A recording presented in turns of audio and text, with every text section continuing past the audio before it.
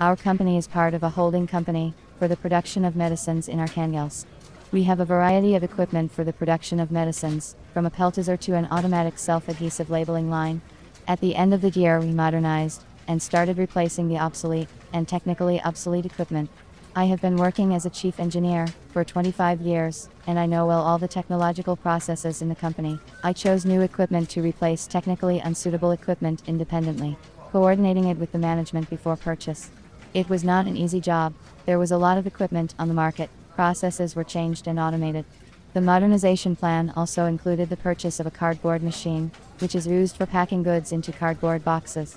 We packed plastic bottles with antipyretic medicine in the form of tablets. The old machine in the assembly and packaging area was constantly being repaired, and we sometimes couldn't deliver the medicine to the customer on time. Since I had already chosen many different machines for our company, I had a little experience in picking up and remaining contacts of some reliable equipment manufacturers. I began contacting the manufacturers by telephone to find out if they could produce a cardboard machine. My main criteria was that the machine had to have a capacity of at least 800 bottles per hour, and that it should be automatically controlled. I first approached a company in Germany, who offered me an automatic cartoning machine, but they specified that the whole process of delivery, customs clearance and installation of the equipment was not included in the price. Delivery could have been delayed and I declined. Then I contacted the company in Krasnodar. She said that they do not produce this type of machine, but if we can wait, they are willing to design and produce the machine, but it will not be until next year. I was not prepared to wait that long. Since I could not find a manufacturer for the carton machine, I decided to take a different route and consult with professionals who work in the pharmaceutical equipment supply industry, and maybe suggest another option for the machine. I searched the internet for an intermediary from Russia, because I once had a bad experience with equipment supplied by a Chinese intermediary, when they brought us a line for packaging powder, but there were no installation documents or technical passport. It took us a long time to set up the line. We consulted with the manufacturers on the phone, although they were reluctant to talk to us. I chose 3 vendors online. I looked at the firm's time in the pharmaceutical supply market, the company's website, and the machine's delivery terms as criteria. All the companies I called to make sure of the professionalism of their managers. A specialist from one company said to wait for 5 minutes, but she never listened to me. I didn't like such attitude to the customer. The manager of another company from Kaliningrad talked to me politely, asked questions about the necessary performance equipment, the desired production time.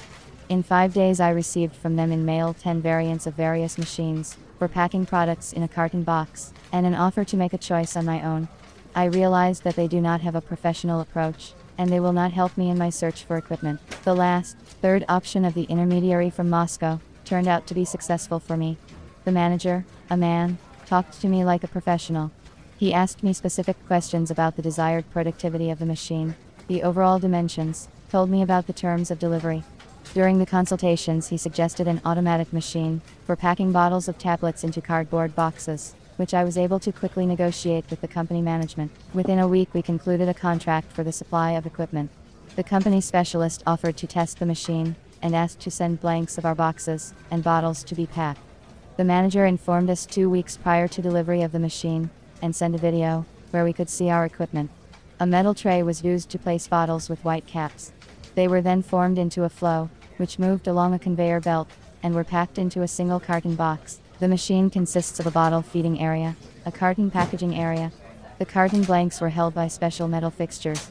The working compartment for packaging was closed by transparent plastic shields. The equipment was controlled by means of an LCD screen system. A month after the contract was signed we received the cartoner. The manager provided us with the manufacturer's guarantee, technical passport of the equipment, drawings, operation manual. We assembled the machine, and trained the workers, who would be assigned to the machine in a week.